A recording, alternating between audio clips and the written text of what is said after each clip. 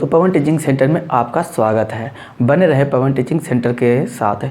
आपको पता है कि पिछले वर्ष की तरह इस वर्ष भी लॉकडाउन लग गया है कोविड-19 के चलते। इस चैनल के माध्यम से अगर आप यह पढ़ना चाहते हैं तो आप इस चैनल के माध्यम से क्लास 10th की तैयारी अच्छी तरीक़े से कर सकते हैं। तो हम लोग आज जानेंगे विज्ञान के बारे में। विज्ञान क्या है? विज्ञान में सबसे पहले हम लोग पढ़ेंगे भौतिकी, फिजिक्स। तो भौतिकी में हम लोग देखें तो सबसे पहला चैप्टर में लिखा हुआ, भौतिकी में सबसे पहला चैप्टर है प्रकाश का परावर्तन। तो हम लोग आज प्रकाश का परावर्तन के बारे में पढ़ेंगे। तो आप लोग पेन पेपर ले लीजिए और पढ़ने के लिए तैयार हो जाइए। तो हम लोग सबसे पहले पढ़ेंगे प्रकाश का परावर्तन। तो हेडिंग दीजिएगा आप लोग, प्रकाश का परावर्तन। प्रकाश का परावर्तन। तो आप लोग हेडिंग दीजिएगा प्रकाश का पहले हम लोग समझेंगे कि प्रकाश क्या है। तो आप लोग हेडिंग दीजिएगा प्रकाश। प्रकाश है क्या? प्रकाश कहते किसे हैं? प्रकाश वह कारक है जिसकी सहायता से हम किसी वस्तु को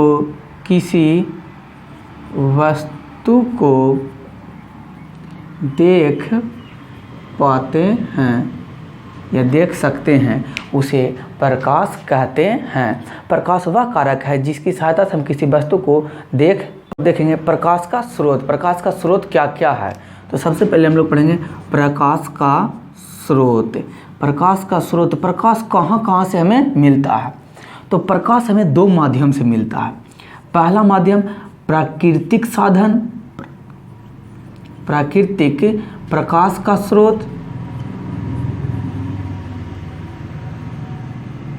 प्राकृतिक प्रकाश का स्रोत।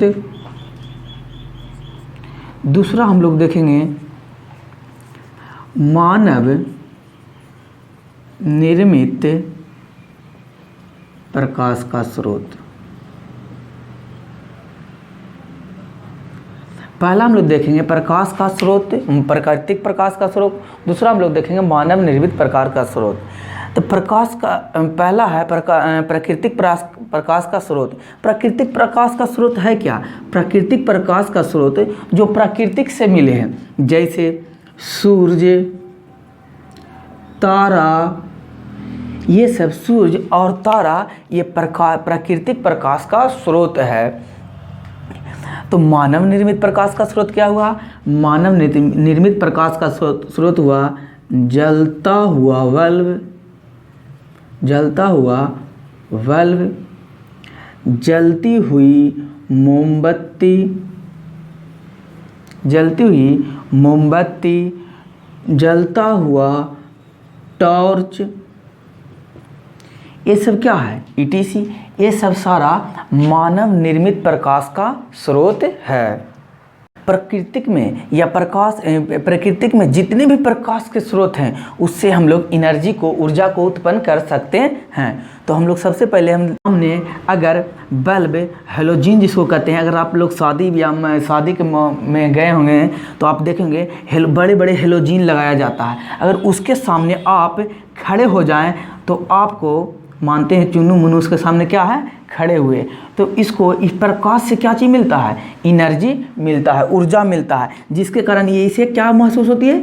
गर्मी महसूस होती है। तो हम लोग कह सकते हैं प्रकाश एक प्रकार का ऊर्जा है। तो आप लोग नोट में लिख सकते हैं प्रकाश एक प्रकार का ऊर्जा है। प्रदीप्तीय और अप्रदीप्त। प्रदीप्त किसको कहते हैं और अप्रदीप्त किसको कहते हैं? हम लोग देखेंगे प्रदीप्त वस्तु क्या है और अप्रदीप्त वस्तु है। अगर आप अपने चारों ओर देखें तो आपको दो तरह के वस्तुएं दिखाई देगी। पहला ऐसा वस्तु है जो प्रकाश उत्सर्जित करती है, और दूसरा ऐसा वस्तु है जिससे प्रकाश उत्सर्जित नहीं होती है। वैसा वस्तुएं जिससे प्रकाश उत्सर्जित होती है उसे हम लोग प्रदीप्तीय वस्तु कहते हैं, और वैसा वस्तु जिससे प्रकाश नहीं निकलती है उसे अप्रदीप्तीय वस्तु कहते हैं। जैसे प्रदीप्तीय वस्तु किसे कहेंगे? वैसा वस्तु जिससे प्रकाश उत्सर्जित हो उसे प्रदीप्त वस्तु कहते हैं, लुमिनियस गुड्स कहते हैं। जैसे सूर्य, आप सूर्य को देखे होंगे तो उससे प्रकाश निकलता है, तो यह सूर्य क्या कहलाएगा? सूर्य कहलाएगा प्रदीप्त लुमिनियस कहलाएगा। जलता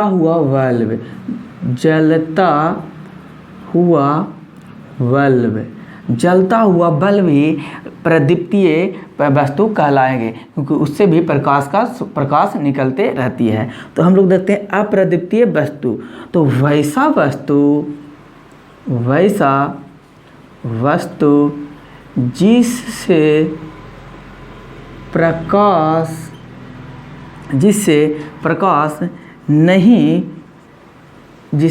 नहीं उत्सर्जित होता है उसे अप्रदीप्त वस्तु कहते हैं। जैसे टेबल, कुर्सी, ये पेन से क्या आपको लग रहा है कि प्रकाश निकल रहा है? नहीं। तो ये पेन भी, कलम, स्केच या स्केच बोल सकते, पेन, कपड़ा, ETC, ये सारे प्रकाश की अप्रदीप्तीय वस्तु कहलाएंगे, क्योंकि इससे प्रकाश नहीं निकल रहा है। तो हम लोग सीखें, पहला पॉइंट में सीखें हम लोग प्रदीप्तीय किसे कहते हैं? लुमिनियस। प्रदीप्तीय वस्तु किसे? वैसा वस्तु जिससे प्रकाश उत्सर्जित होए उसे हम लोग प्रदीप्तीय वस्तु कहते हैं। जैसे सूर्य, तारा, जलता हुआ बल्ब, यह सारा प्रदीप्त वस्तु कहलाएंगे। अप्रदीप्त वस्तु किसे कहेंगे? Non luminous. वैसा वस्तु जिससे प्रकाश नहीं उत्सर्जित होती है उसे अप्रदीप्त वस्तु कहते हैं। जैसे टेबल, कुर्सी, कलम, कपड़ा, ETC, ये सारे अप्रदीप्तीय वस्तु कहलाएंगे। इसके बाद हम लोग अगला पॉइंट में हम लोग सीखेंगे परिकिरणन, स्कैटरिंग। हम लोग फिर अगला पॉइंट में पढ़ेंगे परिकिरणन, स्कैटरिंग क्या है? स्कैटरिंग क्या? तो हम लोग देखेंगे, अगर आप देखे होंगे तो वायुमंडल में बहुत सारे धूल कण क्या बिखरे पड़े हैं। अगर आप गर्मी के मौसम में घर में देखे होंगे, अगर किसी होल से, छेद से अगर एक प्रकाश की किरण आ रहा होगा उसके अंदर आप लोग देखेंगे छोटे छोटे कण उड़ते हुए दिखाई पड़ते होंगे। वही कण अगर इसी तरीक़ा से हमेशा हर एक जगह पर छोटे छोटे कण फैले हुए होते हैं और उड़ते रहते हैं। अगर इस पर प्रकाश की किरण जब पड़े तो ये प्रकाश की किरण में हम अभी पढ़ें कि प्रकाश की किरण में क्या पाया जाता है? ऊर्जा पाया जाता है। यह कुछ ऊर्जा को अवशोषित कर लेती है और बाकी को क्या कर लेती है? विकिरित कर देती है। और यही पर विकृत किया, फिर अगर यह विकृत किया तो यहाँ पर भी तो कण होगा, तो इस पर पड़ा होगा, तो यह भी क्या होगा? कुछ ऊर्जा को अवशोषित कर बाकी प्रकाश की किरण को विकृत कर दिया होगा। उसी प्रकार यहाँ भी यही क्रिया हुआ होगा, यहाँ भी वही प्रक्रिया हुआ होगा। यही बार बार क्रिया दोहराने की क्रिया को ही हम लोग क्या कहते हैं? परिकिरणन कहते हैं, स्कैटरिंग कहते हैं। तो इसका परिभाषा क्या हुआ कि यदि प्रकाश की किरण किसी कण पर पड़ने के बाद वह कुछ ऊर्जा को अवशोषित कर बाकी को विकिरित कर देती है, यही क्रिया बार बार होने की क्रिया को ही प्रकाश का परिकिरणन कहते हैं। इसी कारण हम लोग दिन में, अगर आप लोग देखें, दिन में अगर जहाँ पर सूर्य का प्रकाश, डायरेक्ट सूर्य का प्रकाश नहीं आ पा रहा, वहाँ पर भी हम किसी वस्तुओं को आसानी से देख पाते हैं, वह परिकिरणन के द्वारा ही होता है। तो हम लोग परिकिरणन समझें। अगर आप चाहते हैं लिखना तो वीडियो को पॉज कर आप परिभाषा को लिख लिया कीजिए। हम लोग देखते हैं प्रकाश की किरण। प्रकाश की किरण किसे कहते हैं? एक सरल रेखा पर चलने वाले प्रकाश को प्रकाश का किरण कहते हैं। प्रकाश का किरण किसे कहते हैं? रे किसे कहते हैं? एक सरल रेखा पर चलने वाली प्रकाश को प्रकाश का किरण कहलाता है या प्रकाश का किरण कहते हैं। जैसे एक सरल रेखा, यहाँ से प्रकाश चला, सीधी रेखा में चला, तो ये क्या कहलाएगा? प्रकाश का किरण कहलाएगा। उसी प्रकार आप लोग दोपहर के समय में किसी होल से घर में आती हुई रोशनी को देखते होंगे, वह भी क्या है? प्रकाश का एक किरण ही है। तो आगे देखेंगे किरण पुंज, बिंब, BEM, बिंब। किरण पुंज किसे कहते हैं? तो प्रकाश के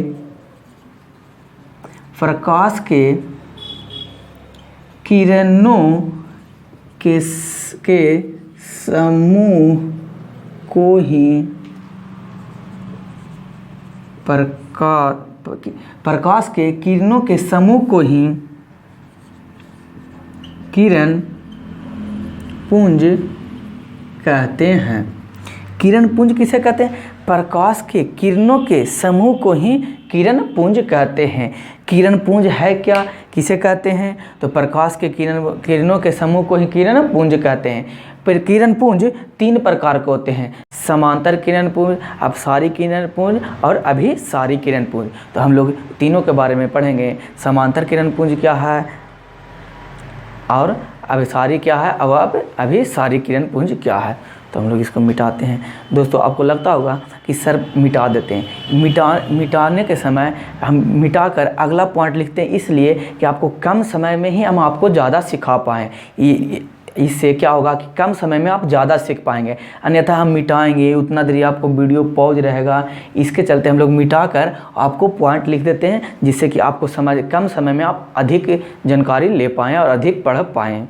हम लोग अगला पॉइंट देखेंगे किरण पुंज। किरण पुंज कितने प्रकार के होते हैं? तो किरण पुंज 3 प्रकार के होते हैं। पहला अपसारी किरण पुंज, जिसको इंग्लिश में कहते हैं डाइवर्जिंग बीम। दूसरा होता है समांतर किरण पुंज, जिसको इंग्लिश में कहते हैं पैरेलल बीम। और तीसरा होता है अभिसारी किरण पुंज, जिसको इंग्लिश में कहते हैं कन्वर्जिंग बीम। तो अपसारी किरण पुंज क्या है, समांतर किरण पुंज क्या है, अभिसारी किरण पुंज क्या है? अभी हम लोग देखें किरण पुंज क्या है। प्रकाश के किरणों के समूह को ही किरण पुंज कहते हैं। तो देखेंगे यहाँ अपसारी किरण पुंज क्या है। तो अपसारी किरण पुंज में हमको ध्यान रखना यह है कि अपसारी किरण पुंज उसे कहते हैं जो किसी एक बिंदु स्रोत से प्रकाश की किरणें फैलती हुई नज़र आए, उस किरण पुंज को हम लोग अपसारी किरण पुंज कहते हैं। यह एक किसी बिंदु स्रोत से यह फैलती हुई प्रतीत होगी।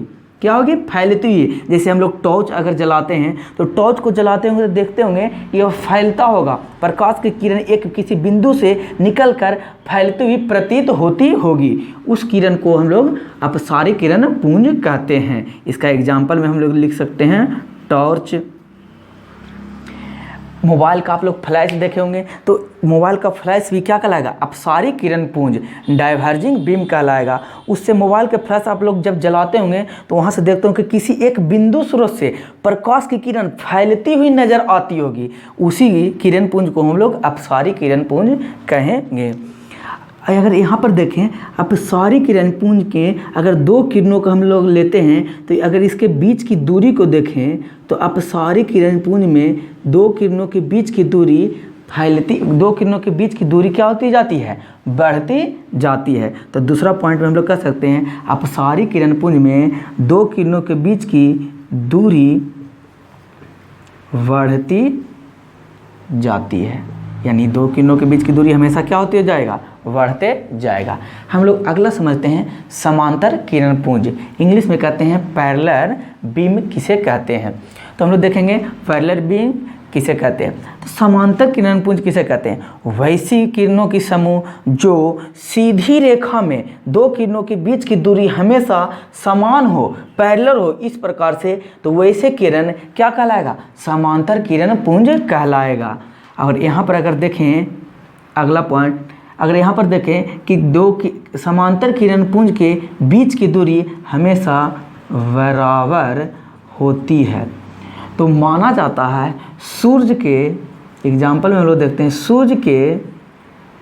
सूर्य के किरण को हम लोग समांतर किरण पुंज कहते हैं, क्योंकि सूर्य के किरण सूर्य से लंबवत पड़ती है, इसलिए सूर्य के प्रकाश को हम लोग क्या कहते हैं, समांतर किरण पुंज कहते हैं। हम लोग देखेंगे और इसके बीच की दूरी क्या रहेगा, हमेशा समान रहेगा। हम लोग देखेंगे अगला अभिसारी किरण पुंज। अभिसारी किरण पुंज किसे कहते हैं, कन्वर्जिंग बीम। वैसे प्रकाश एक बिंदु स्रोत से हमें अनंत बिंदुओं से प्रकाश की किरण एक बिंदु पर किसी एक बिंदु पर आती हुई प्रतीत हुए, इसको हम लोग अभिसारी किरण पुंज कहते हैं। इसे हम लोग अभिसारी किरण पुंज कहते हैं। जब प्रकाश की किरण अनंत बिंदुओं से, यहाँ पर देखिए अलग अलग बिंदुओं से अलग अलग प्रकाश के बिंदुओं से एक बिंदु पर आती हुई प्रतीत हो रहा है, इस प्रकार के किरण पुंज को हम लोग अभिसारी किरण पुंज कहेंगे, अभिसारी किरण पुंज कहेंगे। अगर यहाँ पर देखा जाए तो दो किरणों के बीच की दूरी यहाँ पर देखिए ज़्यादा था, फिर क्या होते चला गया, कम होते चला गया। एक समय ऐसा आया जो खुद दोनों किरण एक साथ आकर मिल गया। तो हम लोग कह सकते हैं अभिसारी किरण पुंज में दो किरणों के बीच की दूरी घटती जाती है।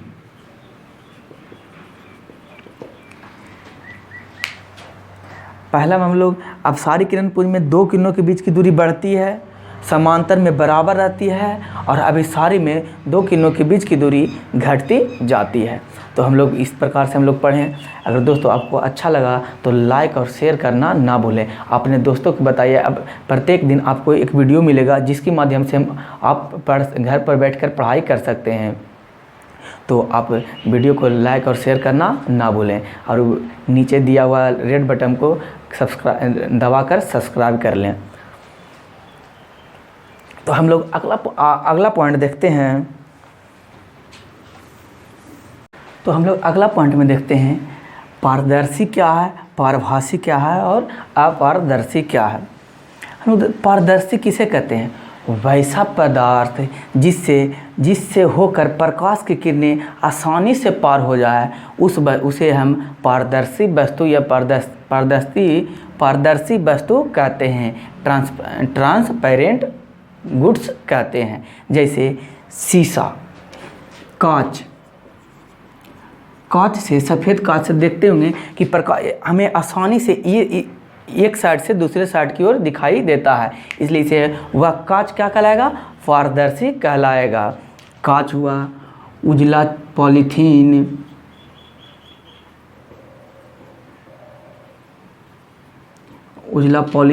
कांच, चश्मा, जिससे आसानी से हम लोग देख पाते हैं।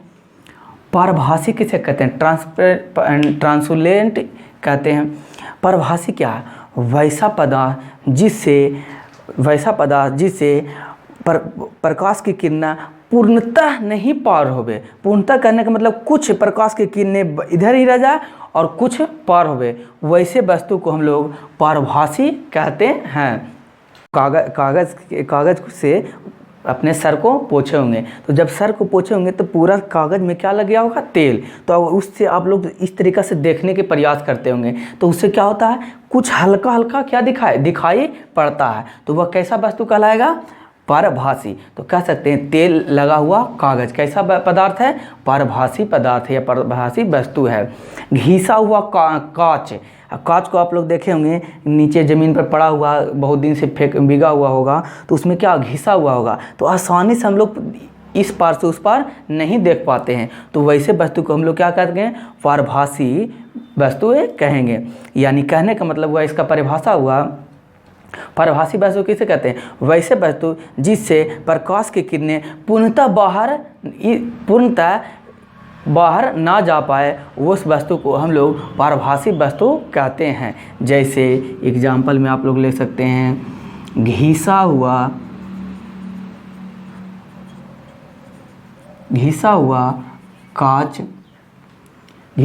कांच, तेल लगा हुआ कागज, ये सारे परभासी कहलाएंगे। अपारदर्शी किसे है? तो आप लोग समझ में आ गया होगा कि अपारदर्शी किसे कहेंगे? वैसे वस्तु जिससे प्रकाश की किरणें आर पार ना हो, वैसे वस्तु को हम लोग अपारदर्शी वस्तु कहते हैं। जैसे टेबल, क्या टेबल के हम लोग आर पार देख पाएंगे? नहीं, तो वह क्या कहलाएगा? अपारदर्शी वस्तु।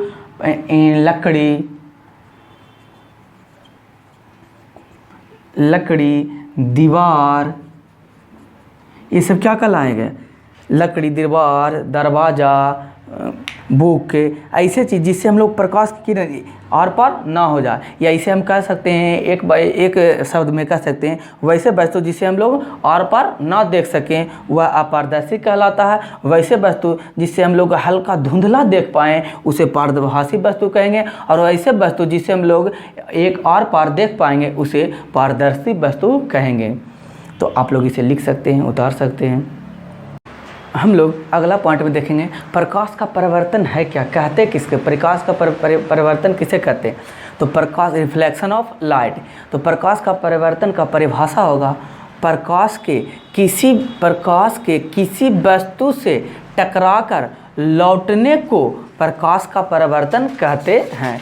जैसे प्रकाश का परिवर्तन किसे कहते हैं? तो प्रकाश के किसी वस्तु से जाने के बाद उस टकरा कर लौटने की क्रिया को ही क्या कहते हैं हम लोग? प्रकाश का परावर्तन कहते हैं। तो हम लोग देखते हैं, जैसे अगर हम एक शीशा लिए, क्या लिए? शीशा, इसको हम लोग इस पीछे से कोई कलर से, रंग से क्या कर दिए? पेंट कर दिए। कोई बुक में पेंट लिखा हुआ रहता है, किसी में कलई किया रहता है, इंग्लिश में पॉलिश इसे बोलते हैं। क्या कर दिए? हम इसे पेंट कर दिए, कलई कर दिए। क्या कर दिए?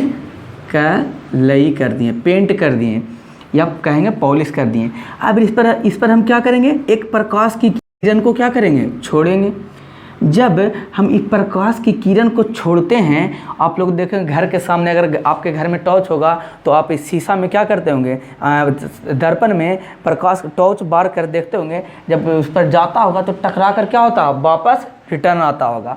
उसी प्रकार से अगर हम यहाँ पर टॉर्च लें और टॉर्च की सहायता से प्रकाश हम छोड़ें, तो इस दर्पण पर टकराने के बाद क्या होगा? ये परिवर्तन होगा। क्या होगा? परावर्तन। टकरा कर किसी ओर लौटेगी। इसी प्रकाश के लौटने की क्रिया के हम लोग प्रकाश का परावर्तन कहते हैं।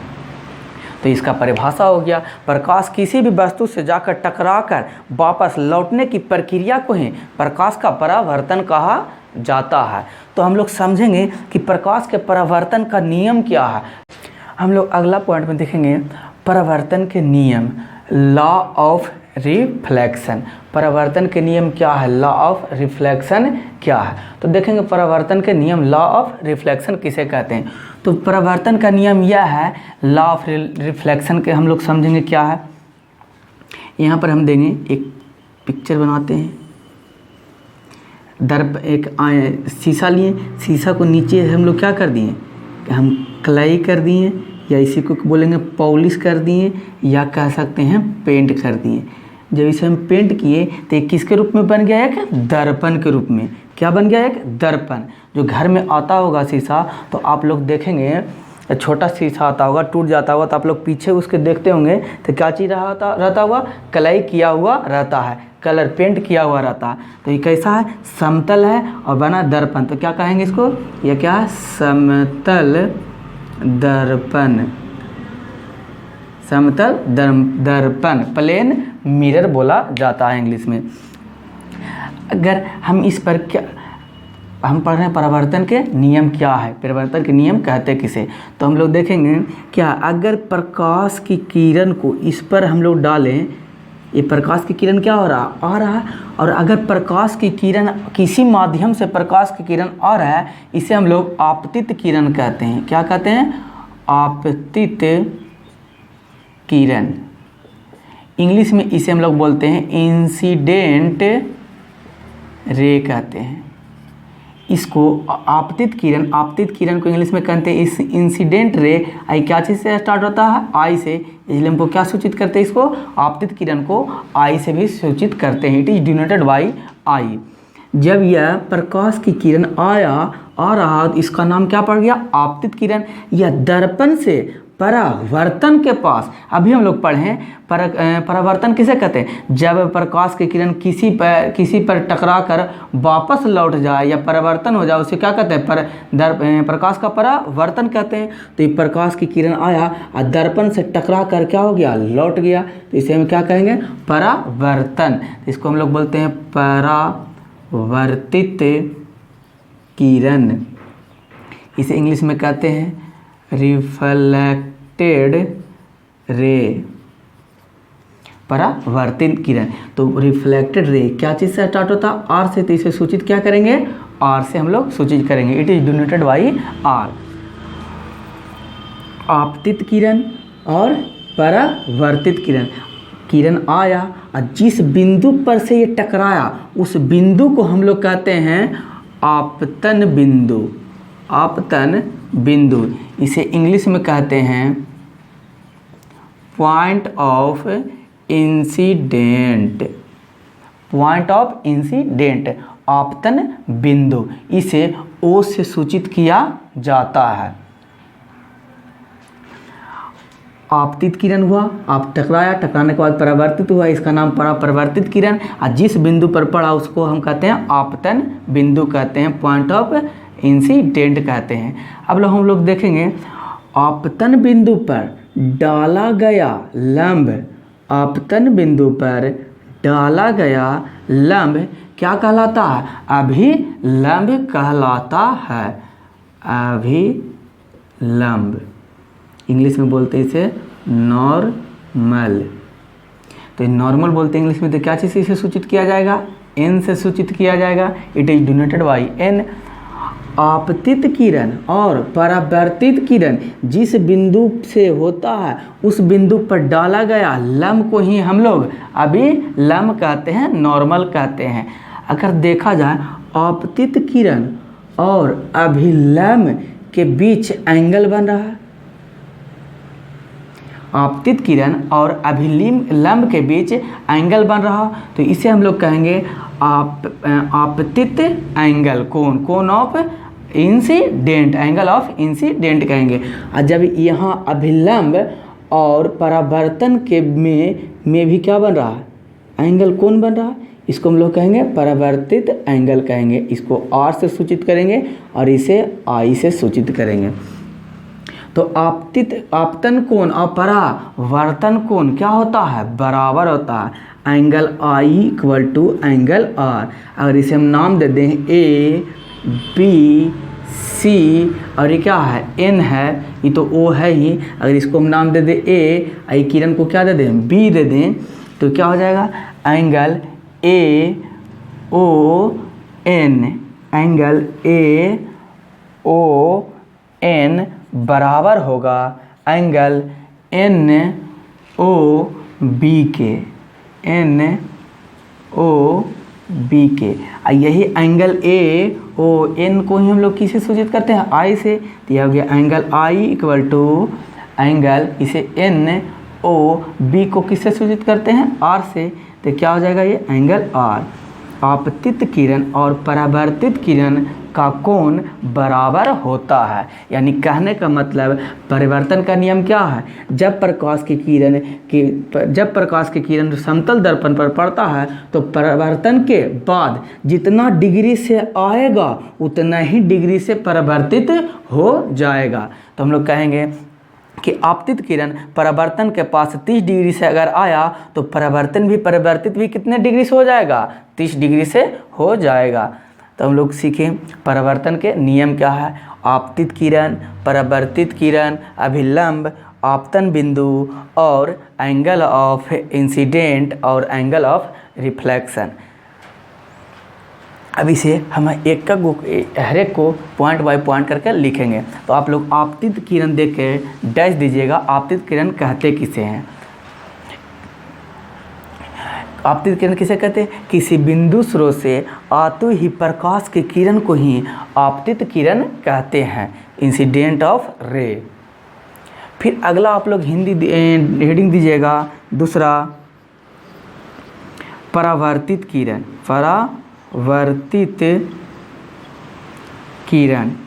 परावर्तित किरण किसे कहते हैं? जब प्रकाश की किरण किसी पर टकरा कर परावर्तित होता है उसको हम लोग परावर्तित किरण कहते हैं। तीसरा पर हेडिंग दीजिएगा अभिलंब। अभिलंब किसे कहते हैं? नॉर्मल किसे कहते हैं? आपतन बिंदु पर डाला गया लंब को ही हम लोग अभिलंब कहते हैं। आपतन बिंदु पर डाला गया लंब को अभिलंब कहते हैं। चौथा में आपतन बिंदु।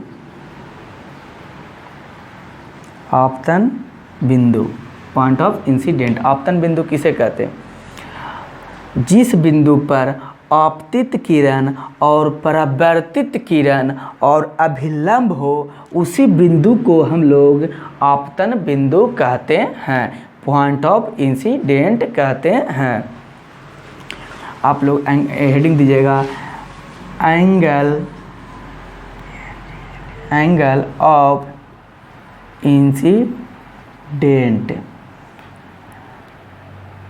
आपतित कोण, आपतन कोण, आपतन कोण। आपतन कोण किसे कहते हैं? आपतित किरण और अभिलंब के बीच बने कोण को ही हम लोग आपतन कोण कहते हैं। अगला हेडिंग दीजिएगा परावर्तन कोण। एंगल ऑफ रिफ्लेक्टेड या रिफ्लेक्शन, एंगल ऑफ रिफ्लेक्शन या रिफ्लेक्टेड लिख सकते हैं। अभिलंब और परावर्तन कोण के बीच बने कोण को, अभिलंब और परावर्तन किरण के बीच बने कोण को ही हम लोग परावर्तन कोण कहते हैं। अगला आप लोग नोट में लिखिएगा, नोट में लिखिएगा आपतन कोण और परावर्तन कोण बराबर होते हैं। Angle I equal to angle R। आपतन कोण का मान परावर्तन कोण के मान के बराबर होता। अगला पॉइंट में आप लोग नोट में लिखेंगे आपतित किरण और परावर्तित किरण और आपतन बिंदु पर खींचा गया अभिलंब तीनों एक ही समतल पर होते हैं। फिर से आपतित किरण और परावर्तित किरण और आपतन बिंदु पर खींचा गया अभिलंब तीनों एक ही सतह तल में होते हैं। दोस्तों आपको अच्छा लगा हो तो लाइक और शेयर करना ना भूलें। आप अपने इसे ज़्यादा से ज़्यादा शेयर करें। बाकी का अगले क्लास में हम लोग बाकी चर्चा करेंगे। ये वीडियो आपका भौतिकी का पार्ट 1 था। हम लोग पार्ट 2 में आगे जानकारी लेंगे या जानेंगे। दोस्तों अंत तक वीडियो देखने के लिए धन्यवाद। लाइक और शेयर करना ना भूलें।